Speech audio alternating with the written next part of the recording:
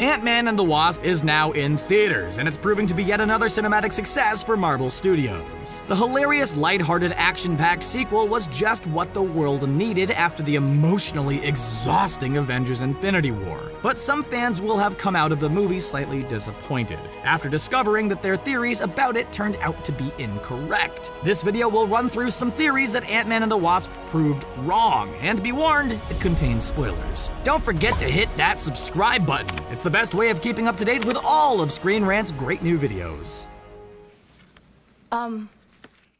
Janet the villain.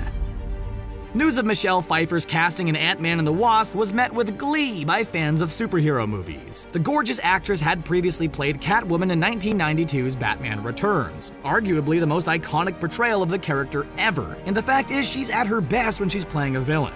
With that in mind, there was a theory that her Janet van Dyne would actually be a villain in Ant-Man and the Wasp. Everyone knew that part of the movie would deal with saving Janet from the quantum realm, but this theory suggested that once she was rescued from there, she might not be the same person she was when she entered it all those years ago. The bizarre, twisted place could have turned her evil. The term rescue could also have been incorrect. Janet is an extremely smart woman and a very capable scientist in her own right, so the theory went on to suggest she wasn't stuck there at all. Maybe she actively chose to be in the quantum realm for a reason that could have shaken the MCU to its very foundation.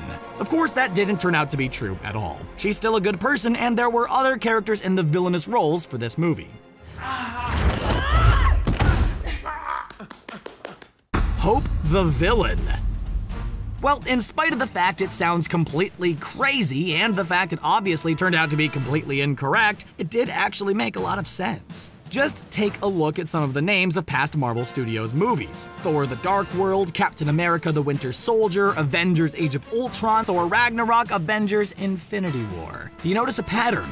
The second part of the titles of these movies directly referred to the movie's main villain, or the events centered around its main conflict. Ergo, it made sense to surmise that the Wasp could be the villain in Ant-Man and the Wasp. Hope has generally been depicted as a villain in the comics. She started out that way at least, and a potential evil turn was definitely foreshadowed in the first Ant-Man. The scene in which she took control of the ants saw the whole room turn dark, which undoubtedly gave off a creepy vibe. In the comics, she goes by another name, Red Queen, which was theorized as being a title she might have assumed later on in the movie.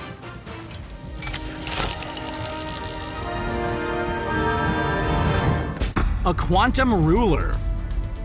Prior to the movie's release, there was a theory that when the heroes reached the quantum realm and explored it further, there would be a whole civilization there, like some kind of kingdom, perhaps. Given the only villains in the movie were the relatively minor Ghost, who actually turned out to be pretty awesome, and some black market businessmen, the theory went on to suggest that its main villain would actually turn out to be the king of this microverse. One idea for who that villain might have been was Annihilus, whose rights might not even be with Marvel Studios. And the idea was that he could even make himself giant and bridge into the real world by stealing Ant-Man's tech. Of course, it didn't happen, and we ended up getting a great villain in Ghost. And even Walton Goggins' Sonny Birch turned out to be pretty rad as the movie's secondary bad guy.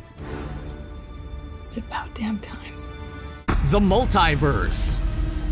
As you're already aware, a number of characters in Ant-Man and the Wasp are now very familiar with the quantum realm. It's been an important concept in the MCU since the very first Ant-Man movie, after all. Consequently, the actress playing the sequel's titular Wasp, Evangeline Lilly, spoke of the quantum realm in an interview and used a very specific word that led to this particular theory. Lilly said, if we do succeed in Ant-Man and the Wasp, then that does open a whole entire new multiverse to enter into and play around in. The key word in question there was multiverse. The theory could have been completely flawed from the start, in the sense that it was probably Lily's mistake when she was probably only talking about the quantum realm itself. But it was a very specific thing to mention. So the theory was Ant-Man and the Wasp would set up the idea of a multiverse for MCU audiences, which would ultimately allow the X-Men to cross over into the franchise if Disney ended up purchasing Fox. As it turned out, the multiverse wasn't explored in Ant-Man and the Wasp, but it's an interesting idea that the quantum realm might ultimately be the key to introducing characters from a different franchise to the MCU.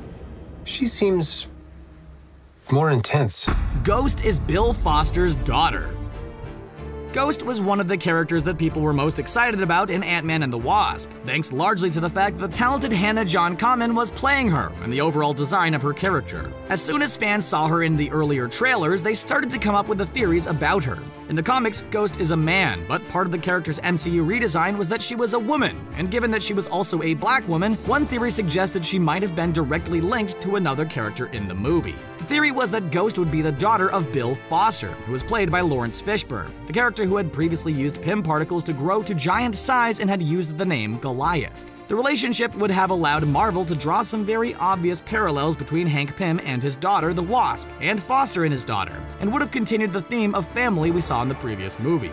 It didn't end up being the case, but it was very close to being true, as Foster had adopted her when her father died in the lab accident that gave her her powers. When did this happen? Nothing's happening. Whoa, hold on. Something's kind of happening. A romantic comedy. The first Ant-Man movie was very clear when it came to hinting towards a budding romantic relationship between Paul Rudd's Scott Lang and Evangeline Lilly's Hope van Dyne. And one theory about the sequel suggested it would be an out-and-out romantic comedy. There hasn't really been a true rom-com comic book movie in cinema history. There have simply been a few comic book movies with romantic elements. The theory here suggested that Ant-Man and the Wasp would adopt an uplifting and lighthearted tone and be Marvel's first romantic comedy. Of course, the movie did end up having romantic elements, not just between Scott and Hope, but also between the reunited Hank Pym and Janet van Dyne. But it certainly was not a rom-com. Calling Ant-Man and the Wasp a rom-com would mean that every single comedy movie that's ever featured two people in a relationship was also a rom-com, and that would be just silly. Well, I played 18, shot 18. Just can't seem to miss. Hawkeye.